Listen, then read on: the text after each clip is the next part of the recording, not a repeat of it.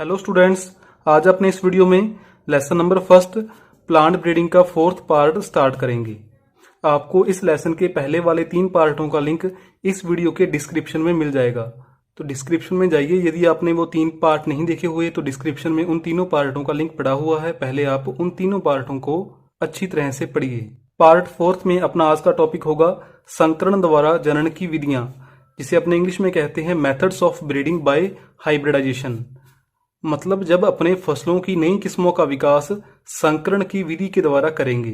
तो संकरण की 4 विधियां हैं जिसके द्वारा अपने फसलों की नई किस्मों का विकास कर सकते हैं, जिसमें सबसे पहली है वंशावली विधि या पेडिग्री मेथड, फिर आती है पुंज विधि या बक मेथड, और थर्ड आता है प्रतीप संकरण या बैक क्रॉस मेथड, और लास्ट में है बहुसंकरण विधि या मल्टीपल क्रॉस मेथड। इन विधियों के बारे में पढ़ने से पहले मैं आपको बता दूं कि अपने संकरण के द्वारा एक नई किस्म का विकास क्यों करते हैं।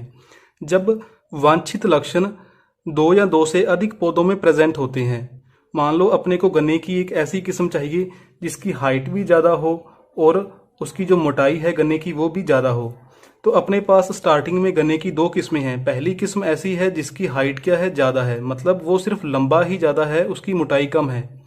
गन्ने की दूसरी वैरायटी ऐसी है जिसकी हाइट कम है लेकिन उसकी चौड़ाई क्या है, ज़्यादा है।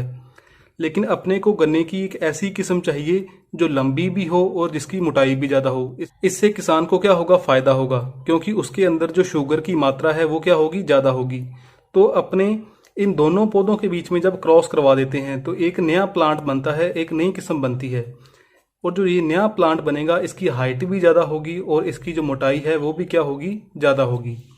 तो अपने संकरण के द्वारा नई किस्म तब तैयार करते हैं जब वांछित लक्षण 2 अलग अलग पौधों में या 2 अलग अलग किस्मों में पाए जाएं, और उन वांछित लक्षणों को अपने एक ही किस्म में या एक ही पौधे में लाना हो। तो वांछित लक्षणों को एक ही पौधे में लाने के लिए अपने संकरण के द्वारा एक नई किस्म का विकास करते हैं। तो सबसे पहले अपने पढ़ते हैं वंशावली विधि या पेडिग्री मेथड। तो अपने फर्स्ट मेथड पढ़ते हैं वंशावली विधि या पेडिग्री मेथड। एग्जाम के पॉइंट ऑफ व्यू से ये मेथड सबसे इम्पोर्टेंट माना जाता है। 12th के एग्जाम के साथ साथ बीएससी में भी ये विधि, ये पेडिग्री मेथड काफ़ी बार एग्जाम में पूछा गया है। तो सबसे पहले अपने पढ़ते हैं इसके बारे में कि इस विधि में F2 तथा बाद की पीढ़ियों में एकल पादपों का चयन किया जाता है या पौधों का चयन किया जाता है तथा उनकी संततियों को अलग अलग कतारों में या क्यारियों में बोया जाता है। तो इस लाइन का मतलब क्या है कि जैसे मान लो अपने 2 प्लांट में अपने क्रॉस करवाया, इन 2 प्लांट्स में अपने क्रॉस करवाया, और इनसे जो संततियां अपने को मिलेंगी वो कौन सी होंगी, एक कैपिटल टी और एक स्मॉल टी। इस संतति को अपना क्या नाम देंगे, F1 पीढ़ी। और जब अपने इसमें 100 परागण करवाएंगे और 100 परागण करवाने के बाद जो नई संततियां आएंगी उन्हें अपने क्या कहेंगे, F2। और F2 के बाद इनसे जो अपने को नहीं मिलेंगी उन्हें अपने क्या कहेंगे, F3। F3 से जो आगे आएंगी उन्हें अपने क्या कहेंगे, F4। इस प्रकार आगे जो नई संततियां आती हैं उन्हें अपने नाम देते जाते हैं, F1 से आगे F2, F2 से आगे F3, F3 से आगे F4। तो ये यहाँ पर क्या कह रहा है कि इस विधि में F2 तथा बाद की पीढ़ियों में, जो बाद की पीढ़ियां थी F3, F4, F5, F6, उनमें से एकल पादपों का चयन किया जाता है। तो ये कैसे किया जाता है ये अपने आगे मेथड में समझेंगे। तथा उनकी संततियों को अलग अलग कतारों में या क्यारियों में बोया जाता है। इसे अपने इस प्रकार समझ सकते हैं कि मान लो ये पौधे हैं और ये पौधे किस जनरेशन के हैं, F2 जनरेशन के ये पौधे हैं। इस प्रकार ये पौधे हैं यहाँ पर अपने पास F2 जनरेशन के। इन सभी पौधों में से या इन पौधों के समूह में से अपने जो अच्छे लक्षणों वाले पौधे हैं, उन अच्छे लक्षणों वाले पौधों को अपने चयन कर लेंगे। इस प्रकार इन सभी पौधों में से अपने 2 पौधों का चयन कर लिया, तो इसे अपने कहते हैं एकल पादप चयन। कि इस विधि में F2 तथा बाद की पीढ़ियों में एकल पादप का चयन किया जाता है। मतलब इस प्रकार पौधों के समूह में से एकल पादपों का चयन कर लिया जाता है जो पौधे देखने में अच्छे होते हैं, तथा उनकी संततियों को अलग अलग क्यारियों में बोया जाता है। मतलब जो इन पौधों की संततियां होंगी, जो इन पौधों से बीज प्राप्त होंगे, उन बीजों को अपने अलग अलग रखेंगे। इस पौधे के बीज को अपने अलग रखेंगे और इस पौधे के बीज को अपने अलग रखेंगे। इस पौधे से जितने भी अपने को बीज मिलेंगे, चाहे 10 मिलें, चाहे 15 मिलें, चाहे 50 मिलें, इस पौधे से जितने भी बीज मिलेंगे उन सभी बीजों को एक ही क्यारी में बोया जाता है। इस प्रकार कि मान लो ये एक क्यारी है, इस पौधे से जो बीज मिले थे उन सभी बीजों को अपनी इस क्यारी में बो देंगे। और इस पौधे से जो अपने को बीज मिले थे, चाहे वो जितने मर्जी मिले, उन बीजों को अपने एक अलग क्यारी में बोएंगे। इस क्यारी में, ये मान लो एक क्यारी है और ये अपने इस प्रकार उस क्यारी में पौधे बो दिए, तो इसे अपने कहते हैं एकल पादप चयन और उनकी संततियों को अलग अलग क्यारियों में बोना। आगे अपने इसके बारे में मेथड में भी पढ़ेंगे। फिर दूसरा पॉइंट आता है कि सभी चयन किए गए पौधों के जनक और पूर्वज पौधों का रिकॉर्ड रखा जाता है, जिसे वंशावली रिकॉर्ड कहते हैं। मतलब जो अपने यहाँ पर पौधे चुने थे, इन पौधों के जो जनक हैं या पूर्वज हैं, उनका भी सभी का रिकॉर्ड रखा जाता है कि वो पौधे किस प्रकार के थे, उनके लक्षण किस प्रकार के थे, उनकी हाइट कितनी थी, उनको कितनी बार पानी दिया था, उनमें पुष्पों की संख्या कितनी थी, एक फली से कितने बीज प्राप्त हुए थे। सभी प्रकार का रिकॉर्ड रखा जाता है कि इस पौधे का जो जनक था, उस पौधे के जितने भी लक्षण हैं, उन सभी का रिकॉर्ड रखा जाता है। और उस रिकॉर्ड को अपने क्या कहते हैं? वंशावली रिकॉर्ड। और इसी के कारण इस विधि को अपने क्या कहते हैं? वंशावली विधि। मतलब पूरा जो वंश है, किसी भी पौधे का जो पूरा वंश है, उस वंश का अपने रिकॉर्ड रखते हैं। इसी कारण इसे अपने क्या कहते हैं? वंशावली विधि। अब अपने जो बुक के अंदर आपके एक फ्लो चार्ट बना हुआ है मेथड का, उस अपने फ्लो चार्ट को समझने की कोशिश करते हैं। स्टूडेंट्स, आपकी बुक में एक इस प्रकार का फ्लो चार्ट बना हुआ है वंशावली विधि का, लेकिन मैं आपको इस फ्लो चार्ट को समझाने से पहले इस फ्लो चार्ट को मैं आपको एक सामान्य लैंग्वेज में समझाता हूं कि इस फ्लो चार्ट का मतलब क्या होता है। पहले मैं आपको सामान्य लैंग्वेज में समझाता हूं, फिर आपको मैं इस फ्लो चार्ट को समझाऊंगा आपकी बुक की लैंग्वेज में। तो पहले अपने इस फ्लो चार्ट को एक अलग पेज पर समझते हैं। तो देखिए, इसमें अपने विधि का नाम है वंशावली विधि। वंशावली विधि, ये विधि किसके अंदर पढ़ते हैं? अपने संकरण के अंदर। मतलब इस विधि के अंदर अपने स्टार्टिंग में दो पौधों के बीच में अपने क्या करवाएंगे? क्रॉस करवाएंगे। दो पौधों के बीच में, जिसे अपने कहते हैं पेरेंट्स। इसे आप लिख सकते हो पेरेंट्स 1 और इसे आप कह सकते हो पेरेंट्स 2। अब ये अपने पास पेरेंट्स आए कहाँ से? मान लो अपने सरसों की एक वैरायटी तैयार करनी है, तो अपने क्या करेंगे? सरसों के खेत में जाएंगे, वहां पर प्लांट हैं सरसों के। उन सभी पौधों में से अपने जो उत्तम लक्षणों वाले पौधे हैं, जो अपने को देखने में अच्छे लग रहे हैं, अपने को जिस प्रकार की वैरायटी तैयार करनी है, मतलब आपको सरसों की ऐसी वैरायटी तैयार करनी है जिसकी हाइट क्या हो? ज्यादा हो। तो आपने इन पौधों के समूह में से उन पौधों का चयन कर लेंगे जिनकी हाइट क्या होगी? ज्यादा होगी। तो मान लो आपने इन पौधों के समूह में से 10 पौधों का चयन कर लिया, या मान लो आपने 2 पौधों का चयन किया। अब मानकर चलते हैं कि अपने खेत में से 2 पौधों का चयन किया जिसकी हाइट क्या थी? ज्यादा थी। उनमें से आपने एक पौधे को तो मानना है नर और दूसरे को मानना है आपने मादा। मतलब जो मादा पौधा होगा उसका आपने विपुंसन कर लेना है। ये किस प्रकार करना है ये मैंने आपको बताया था, जो आपने पार्ट 3 वीडियो देखी होगी। ये अपने देख रहे हैं पार्ट 4, और जो मैंने आपको पादप प्रजनन का पार्ट 3 करवाया था, उसके अंदर मैंने आपको संकरण की सारी विधि समझाई थी। तो यदि आपने उस पार्ट 3 को नहीं देखा, तो पार्ट 3 जो वीडियो है, इसका लिंक डिस्क्रिप्शन में दिया हुआ है। आप डिस्क्रिप्शन में जाकर उस लिंक को ओपन करके पार्ट 3 को जरूर देखिए। तो अपने क्या किया? खेत में से 2 पौधों का चयन कर लिया जिनकी हाइट ज्यादा थी। उनमें से एक को अपने नर माना, दूसरे को अपने मादा माना, और इन दोनों पौधों के बीच में आपने क्रॉस करवा दिया पहले साल। ये कौन सा वर्ष होगा? प्रथम वर्ष। कि प्रथम वर्ष में अपने खेत में से 2 पौधों का चयन किया और उन दोनों पौधों के बीच में अपने क्रॉस करवा दिया, संकरण करवा दिया।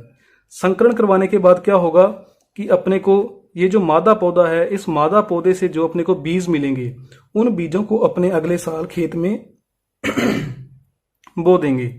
इस प्रकार कि इस मादा पौधे से जो अपने को बीज मिले, उन बीजों को अपने अगले साल खेत में वैसे का वैसा ही बो दिया। इस प्रकार कि मान लो इस पौधे से अपने को 20 बीज मिले, उन 20 बीजों को अपने अगले साल खेत में बो दिया। और इन बीजों से जो अपने को पौधे मिलेंगे, उन पौधों को अपने क्या कहेंगे? F1 पीढ़ी या F1 पीढ़ी के पौधे। और ये पहला वर्ष था। और अब कौन सा वर्ष होगा? द्वितीय वर्ष। कि पहले वर्ष आपने पौधों का चयन किया, उन पौधों में क्रॉस करवाया, और उन पौधों से जो अपने को बीज मिले उनको अपने संभाल कर रखा। और जैसे ही अगला सीजन आया, मतलब दूसरा साल आया, उन पौधों को अपने, उन बीजों को अपने खेत में बो दिया। और उन बीजों से जो पौधे प्राप्त हुए, उन पौधों को अपने क्या कहते हैं? F1 पीढ़ी। अब फिर आगे क्या करना है कि इन सभी पौधों को इन सभी पौधों को अपने काट लेना है और इन सभी पौधों के बीजों को आपने मिक्स कर लेना है। मतलब अब यहाँ पर अपने कोई भी प्लांट छांटना नहीं है। इन सभी पौधों से जो बीज प्राप्त होंगे उन बीजों को आपने मिक्स करना है, संभाल कर रखना है और अगले साल मतलब तीसरे वर्ष जब सरसों का सीजन आएगा तो उन बीजों को अपने खेतों में बो देंगे। इस प्रकार यहाँ पर अपने उन बीजों को बो दिया।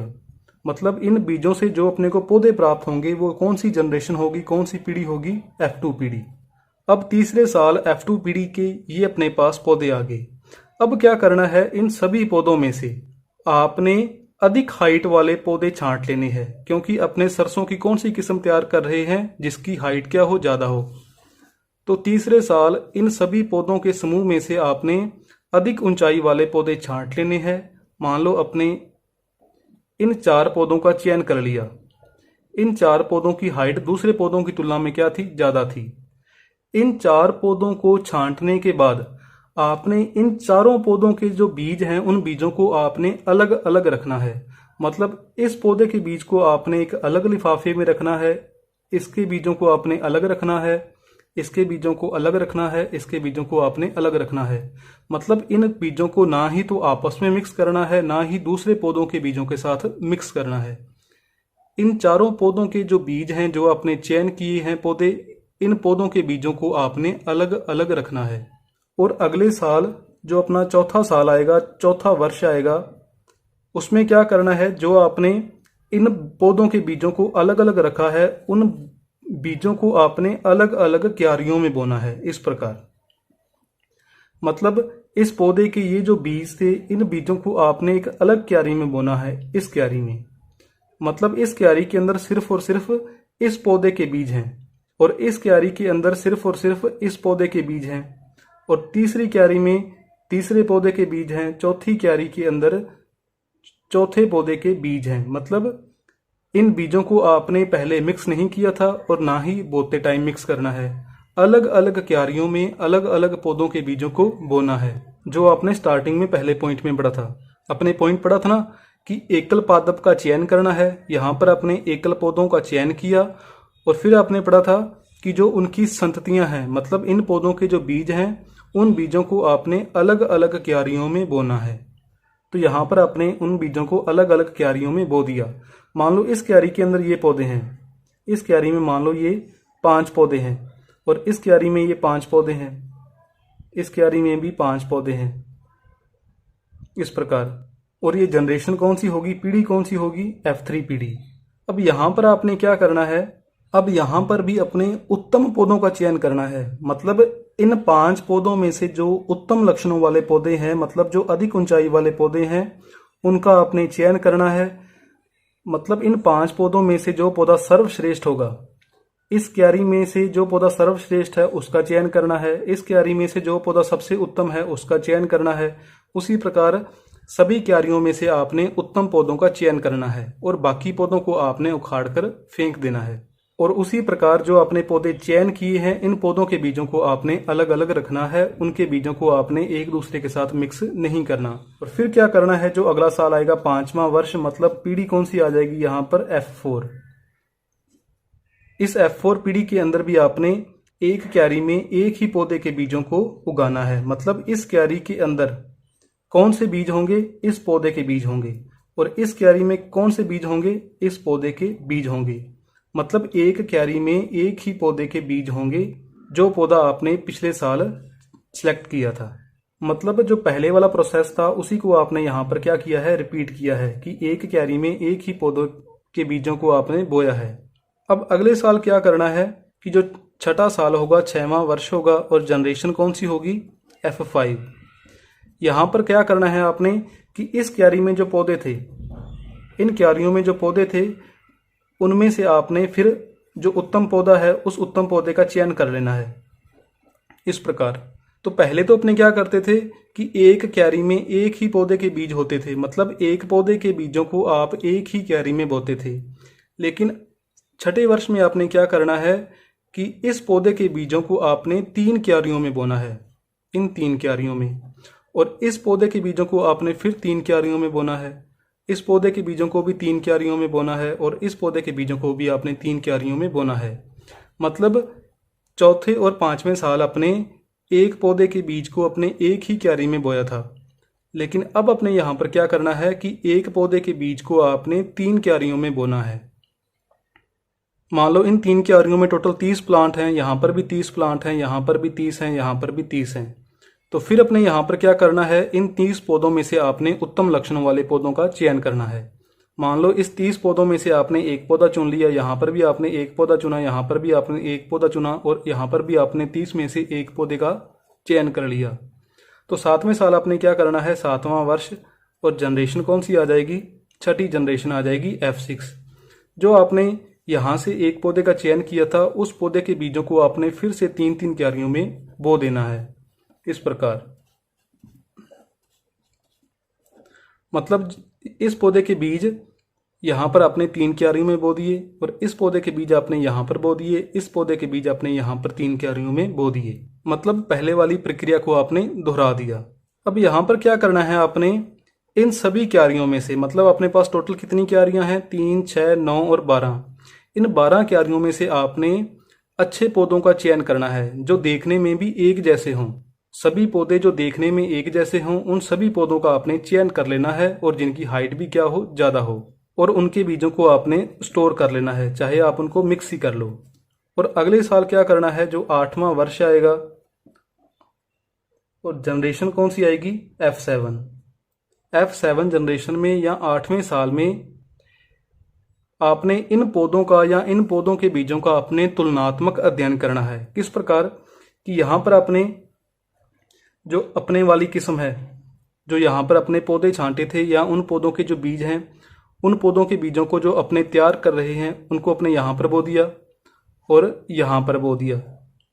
और उनके बीच में जो सरसों की मानक किस्म है, मतलब बाजार के अंदर सरसों की एक पहले से ही ऐसी किस्म है जिसकी हाइट ज़्यादा है, और अपने भी सरसों की कौन सी किस्म तैयार कर रहे हैं जिसकी हाइट ज़्यादा हो, उन दोनों को अपने एक साथ बोना है।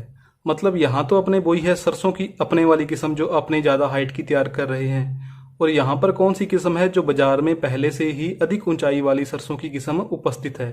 इन दोनों का आपने तुलनात्मक अध्ययन करना है। मतलब एक खेत है, एक खेत में 2-3 क्यारियों में अपने वाली किस्म को बो दिया, फिर जो बाजार वाली किस्म है उसको बो दिया, फिर अपने वाली किस्म को बो दिया, फिर अपने बाजार वाली किस्म को बो दिया। अब इनकी अपने देखभाल एक जैसी ही करेंगे, एक जैसी ही इनकी सिंचाई करेंगे, एक जैसी ही इनको अपने खाद डालेंगे, स्प्रे करेंगे। मतलब इनकी देखभाल अपने को एक जैसी ही करनी है और फिर अपने इनकी तुलना करनी है कि किस किस्म का उपज ज़्यादा है।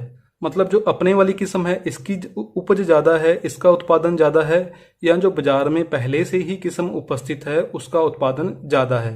तो यदि ऐसा हुआ कि यहाँ पर मान लो अपने वाली जो किस्म है इसका उत्पादन कम हुआ किसकी तुलना में, इस किस्म की तुलना में, तो अपना जो नई किस्म तैयार करने का जो प्रोसेस है वो यहीं पर ही बंद हो जाएगा। और यदि ऐसा हुआ कि जो अपने वाली किस्म है इसका उत्पादन बाजार वाली किस्म की तुलना में ज़्यादा हुआ तो फिर अपने नया स्टेप अगले साल स्टार्ट करेंगे। तो इस प्रकार का जो तुलनात्मक अध्ययन होता है जिसमें अपने वाली किस्म को बाजार वाली किस्म के साथ बोते हैं, उसकी अपने एक जैसी देखभाल करते हैं और उत्पादन की तुलना करते हैं या उपज की तुलना करते हैं कि किस किस्म की उपज ज़्यादा है। तो इस प्रकार के अध्ययन को अपने कहते हैं प्रारंभिक उपज परीक्षण। प्रारंभिक उपज परीक्षण, ये परीक्षण 1 साल के लिए किया जाता है, सिर्फ 1 ही साल के लिए किया जाता है लेकिन इसे अपने कई जगहों पर कर सकते हैं। मतलब अपने गंगानगर में भी कर सकते हैं, हनुमानगढ़ में भी, बीकानेर में भी, जैसलमेर, जोधपुर, मतलब कई जगहों पर अपने इसे कर सकते हैं, लेकिन 1 ही साल के लिए इसे अपने करते हैं। अब मान लो यहाँ पर जो अपने वाली किस्म है इसका उत्पादन दूसरी किस्म से, मतलब जो बाजार वाली किस्म है इसकी तुलना में ज़्यादा है। तो अब अपने आगे क्या करेंगे, जो 9वें से लेकर 11वें साल, मतलब लगातार 3 साल, 9वां, 10वां और 11वां, मतलब 3 साल। तो जनरेशनें भी यहाँ पर कितनी हो जाएंगी, 3 जनरेशनें हो जाएंगी, F8, F9 और F10, F8 से लेकर F10 तक। 3 साल अपने जो अपने वाली किस्म है इसका फिर अपने तुलनात्मक अध्ययन करेंगे बाजार वाली किस्म के साथ। इस प्रकार कि पहले अपने वाली किस्म को बो देंगे, इस प्रकार। और फिर क्या होगी, जो बाजार वाली किस्म है, जो फेमस किस्म है, उसको अपने बो देंगे और इनका अपने तुलनात्मक अध्ययन करेंगे। यहाँ पर भी अपने तुलनात्मक अध्ययन किया था, यहाँ पर भी अपने क्या करेंगे, तुलनात्मक अध्ययन करेंगे। लेकिन यहाँ पर जो अपने तुलनात्मक अध्ययन किया था वो किया था सिर्फ और सिर्फ उपज का। लेकिन यहाँ पर जो तुलनात्मक अध्ययन है वो अपने करेंगे 3 सालों के लिए अलग अलग जगहों पर। लेकिन यहाँ पर जो अपने परीक्षण करेंगे वो अपने करेंगे बीमारियों के प्रति भी, कि कौन सी फसल बीमारियों के प्रति ज़्यादा सहनशील है, किस फसल को बीमारियां कम लगती हैं। कि उपज तो इसकी ज़्यादा है लेकिन ऐसा ना हो कि कहीं इस फसल को या इस किस्म को बीमारियां ज़्यादा लगें। तो उपज के साथ साथ बीमारियों का भी अध्ययन किया जाता है कि ये जो अपने नई किस्म तैयार कर रहे हैं ये बीमारियों के प्रति इसमें प्रतिरोधक क्षमता है या नहीं है। और इस प्रकार जो परीक्षण होता है या इस प्रकार का जो टेस्ट होता है उसे अपने कहते हैं समन्वित उपज परीक्षण। समन्वित उपज परीक्षण मतलब उपज के साथ साथ जो फसल के दूसरे गुण होते हैं, दूसरे सारे गुण होते हैं, उनका भी टेस्ट किया जाता है। और कितने सालों के लिए किया जाता है, 3 सालों के लिए। तो ये आपने याद रखना है कि जो उपज परीक्षण है वो अपने करते हैं 1 साल के लिए और जो समन्वित उपज परीक्षण है वो अपने करते हैं 3 सालों के लिए। और मान लो यहाँ पर जो अपने वाली किस्म है, ये अपने वाली किस्म दूसरी किस्म की तुलना में फिर अच्छी निकलती है, अपनी किस्म दूसरी किस्म की तुलना में ज़्यादा सुपीरियर होती है। तो अपने 12वें साल मतलब जो F11 जनरेशन होगी, मतलब साल कौन सा होगा, 12वां वर्ष, और जनरेशन कौन सी होगी, F11। तो अपने क्या करेंगे, जो अपने वाली किस्म थी इस किस्म के बीजों का अपने गुणन करेंगे, मतलब इस किस्म के बीजों की संख्या में अपने वृद्धि करेंगे और उस किस्म को अपने बाद में किसानों के अंदर बांट देंगे। मतलब जब अपने इस किस्म के बीजों का गुणन किया तो अपने पास काफ़ी संख्या में बीज आ गए, तो अपने इन बीजों को लास्ट में किसानों के अंदर बांट देंगे। तो इस प्रकार जो एक किस्म तैयार हुई है ये किस विधि के द्वारा हुई है, वंशावली विधि के द्वारा। अब आपने इस विधि को जो आपकी बुक में फ्लो चार्ट दिया हुआ है उसके द्वारा समझते हैं। तो देखिए यहाँ पर जो पहला वर्ष है, पहले वर्ष में अपने क्या किया, 2 जनकों का चयन किया, मतलब 2 पेरेंट्स हैं, जनक हैं। एक को अपने नाम दे दिया P1 पेरेंट्स 1 और दूसरे को अपने नाम दे दिया पेरेंट्स 2। दोनों के बीच में अपने क्या करवा दिया, क्रॉस करवा दिया, मतलब संकरण करवा दिया। और इन पौधों से जो बीज प्राप्त हुए उनको अपने दूसरे वर्ष खेत में बो दिया और जनरेशन कौन सी आ गई, F1 जनरेशन। और फिर क्या किया, इन पौधों से जो बीज प्राप्त होंगे उन सभी बीजों को अपने अगले साल तीसरे वर्ष खेत में फिर से बो दिया। मतलब कोई भी सिलेक्शन नहीं किया। जो अपने पास मान लो खेत में 100 प्लांट थे, उन 100 प्लांट को अपने एक साथ काटा, उनके बीजों को आपने मिक्स किया और अगले साल तीसरे साल खेत में वैसे का वैसा ही आपने बो दिया और जनरेशन कौन सी आ जाएगी, F2।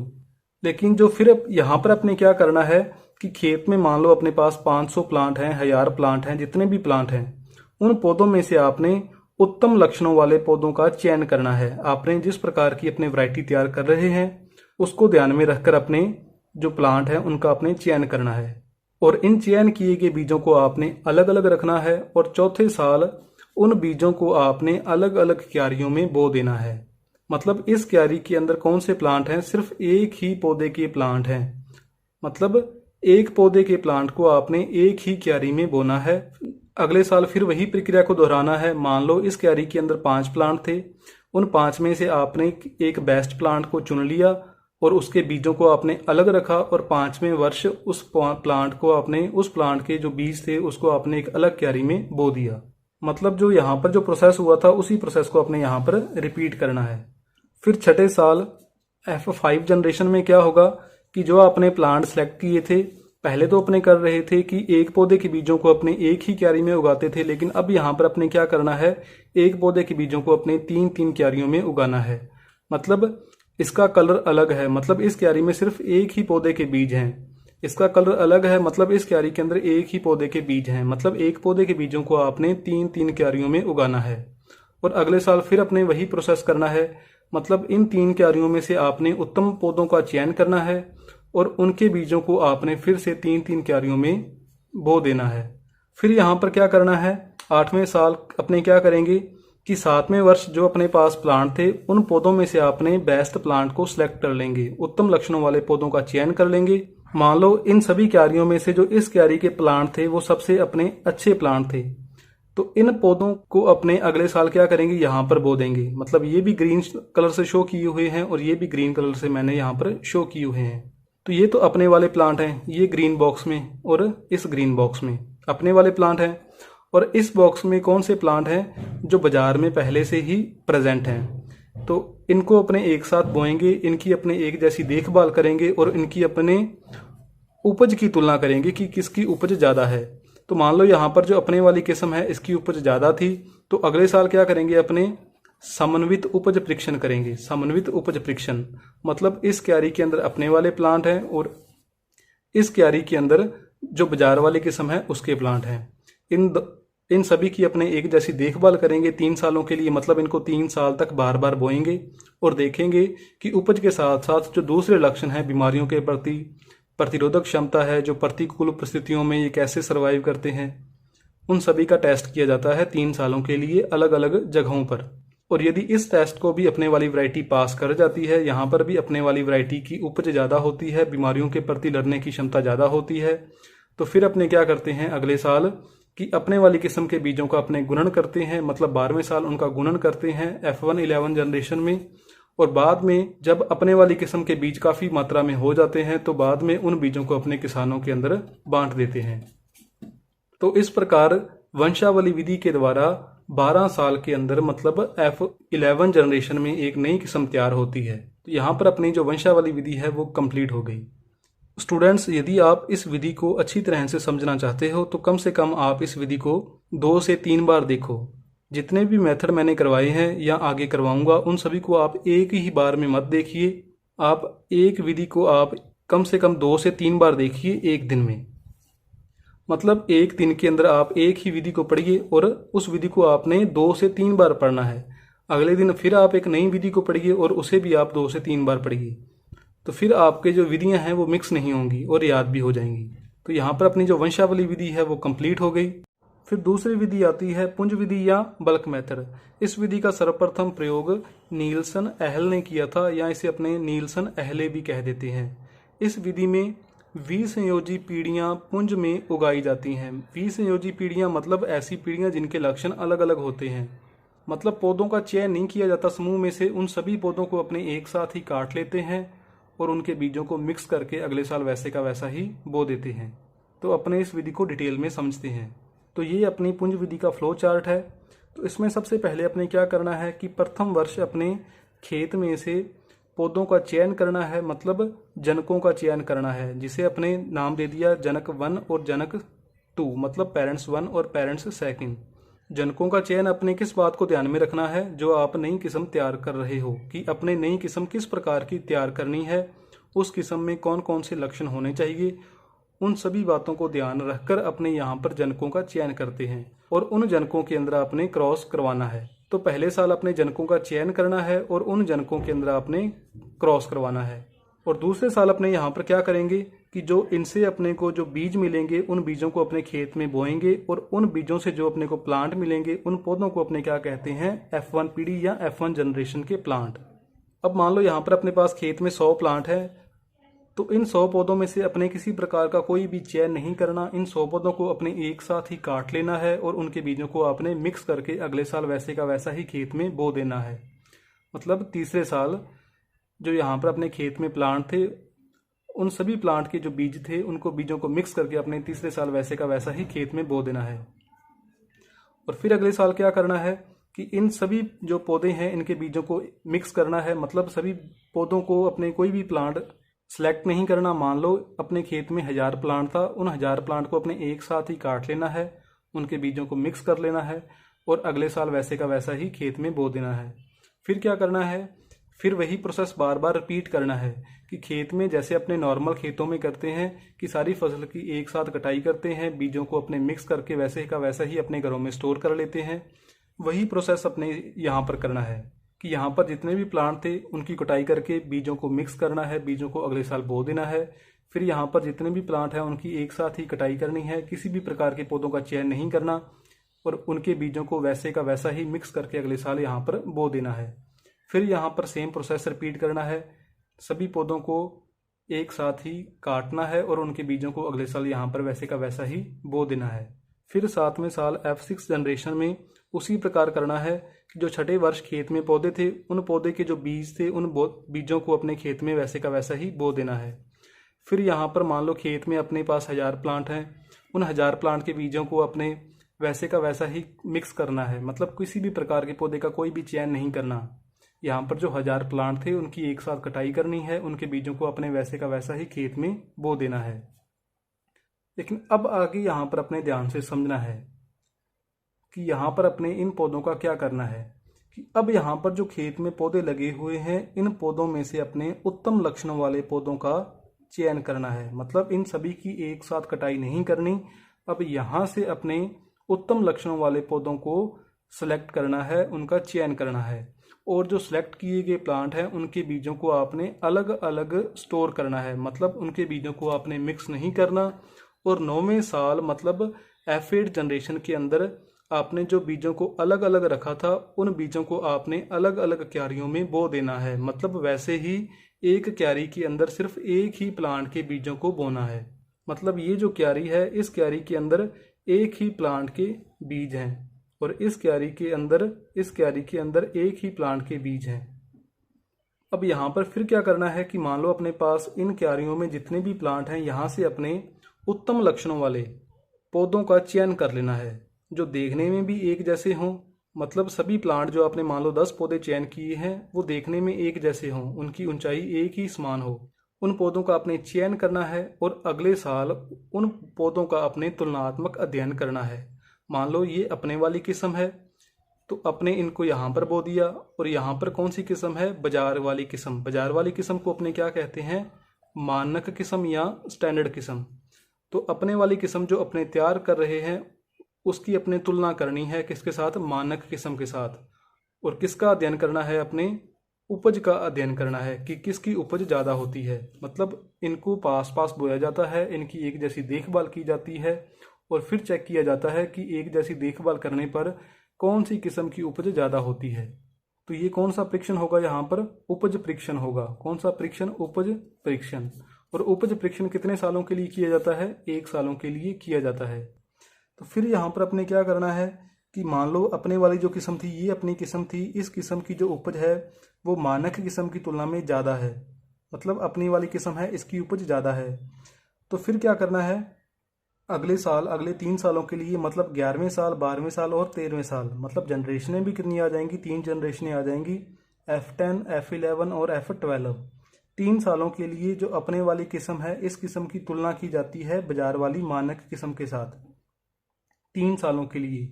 और यहाँ पर किसका अध्ययन किया जाता है, उपज के साथ साथ जो फसल के अन्य लक्षण भी होते हैं, मतलब बीमारियों के प्रति लड़ने की क्षमता, प्रतिकूल परिस्थितियां सहने की क्षमता, उन सभी बातों का यहाँ पर अध्ययन किया जाता है। अगर यहाँ पर भी अपने वाली वैरायटी उत्तम साबित होती है, अपने वाली वैरायटी दूसरी वैरायटी की तुलना में, मानक किस्म की तुलना में अपने वाली वैरायटी अच्छी साबित होती है, तो फिर अपने क्या करते हैं, अपने वाली वैरायटी के जो बीज हैं उन बीजों की संख्या में वृद्धि करते हैं। मतलब क्या करते हैं, गुणन करते हैं। और गुणन करने के बाद मतलब 14वें साल जब अपने पास अपने वाली वैरायटी के बीजों का अपने गुणन कर लेंगे, उनकी काफ़ी सारी संख्या प्राप्त कर लेंगे, तो फिर इस किस्म के बीजों को अपने किसानों के अंदर बांट देंगे। तो इस प्रकार ये आपकी आसान सी थी पुंज विधि कि स्टार्टिंग के 8 सालों तक, स्टार्टिंग के 7 सालों तक आपने किसी भी प्रकार का चयन नहीं करना, कि जैसे अपने नॉर्मल खेतों में करते हैं कि फसल है, फसल को अपने एक साथ ही काट लेते हैं और उनके बीजों को एक साथ ही अपने स्टोर करते हैं। तो 7 सालों तक अपने वैसे ही करना है। लेकिन 8वें साल जो खेत में फसल खड़ी है उस फसल में से आपने अच्छे लक्षणों वाले पौधों का चयन करना है और उन पौधों के बीजों को आपने अलग अलग स्टोर करना है और उन पौधों के जो बीजों को आपने अलग अलग क्यारियों में बोना है। और फिर वहाँ से आपने अच्छे लक्षणों वाले पौधों का चयन करना है और अपने वाली किस्म जो आप तैयार कर रहे हो उसकी अपने तुलनात्मक अध्ययन करना है, उसकी अपने तुलना करनी है मानक किस्म के साथ। और सिर्फ किस बात का ध्यान रखना है, उपज का, कि किसकी उपज ज़्यादा होती है। और अगर यहाँ पर अपने वाली किस्म की उपज ज़्यादा होती है तो फिर अपने 3 सालों के लिए अपने करते हैं समन्वित उपज परीक्षण। मतलब समन्वित उपज परीक्षण मतलब उपज के साथ साथ जो दूसरे लक्षण हैं, मतलब जो दूसरे सारे लक्षण हैं, उन सभी लक्षणों का अध्ययन किया जाता है 3 सालों के लिए। और अगर यहाँ पर भी दूसरे लक्षणों में भी जो अपने वाली किस्म है ये मानक किस्म की तुलना में अच्छी साबित होती है, तो फिर अपने क्या करते हैं 14वें साल की जो अपने वाली किस्म है इसके बीजों का अपने गुणन करते हैं और बाद में उसे किसानों में बांट देते हैं। तो स्टूडेंट्स यहाँ पर अपनी दो विधियाँ कंप्लीट हो गई। पहली विधि कौन सी अपने की है, वंशावली विधि, और दूसरी कौन सी की है अपने, पुंज विधि। इन दो विधियों को आप बार बार आप ये वीडियो देखिए और मैं दावे से कह सकता हूँ कि जब आप इस वीडियो को, इन विधियों को आप 2 बार पढ़ लोगे तो आपकी ये विधियाँ अच्छी तरह से याद हो जाएंगी। तो स्टूडेंट्स मेरी ये वीडियो आपको कैसी लगी आप कमेंट करके ज़रूर बताइए। यदि आपका कोई भी डाउट है तो वो आप कमेंट करके मेरे से पूछ सकते हो। ये इस वीडियो का 4th पार्ट था। इससे पहले वाले तीनों पार्ट 1, पार्ट 2, पार्ट 3 इस चैनल पर अपलोड कर दिए गए हैं और इन तीनों पार्टों का जो लिंक है, वीडियो का लिंक है, वो इसी वीडियो के डिस्क्रिप्शन में दिया हुआ है। तो उस लिंक को ओपन करके आप इन वीडियो को भी देख सकते हो। नेक्स्ट वीडियो के अंदर अपने डिस्कस करेंगे बैक क्रॉस मेथड के बारे में और मल्टीपल क्रॉस मेथड के बारे में।